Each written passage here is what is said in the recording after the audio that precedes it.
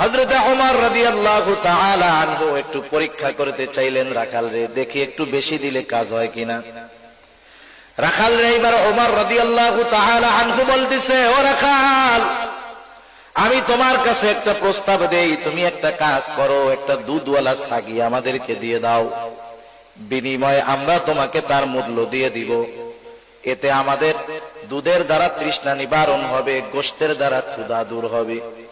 তোমার মালিক যদি তোমাকে জিজ্ঞাসা করে যে ছাগল কোথায়, তুমি বলবা একটা নেকড়ে অথবা বাঘে আক্রমণ করে ধরে নিয়ে গেছে। এটা স্বাভাবিক, মাঝে মধ্যেই ঘটে। রাখাল বললে মালিক বিশ্বাস করবে। হযরত ওমর রাদিয়াল্লাহু তাআলা আনহু যখন রাখালরে বললেন, রাখাল, তোমাকে আমি কিছু টাকা দিচ্ছি, সম্পদ দিচ্ছি, তুমি ছাগল একটা দিয়ে দাও, তোমার মালিক যদি জিজ্ঞাসা করে তুমি বলবা নেকড়ের পাল আক্রমণ করে একটা ছাগল নিয়ে গেছে, তোমার মালিক সেইটা বিশ্বাস করবে। রাখাল সাথে সাথে হতবাক হয়ে গেল। রাখাল বলতেছে, ইয়া হাদা ফাইনাল্লাহ, ইয়া হাদা ফাইনাল্লাহ। রাখাল বলতেছে, হে আগন্তুক, তুমি কি বলো, আল্লাহ কোথায়, আল্লাহ কোথায়, আল্লাহ কোথায়?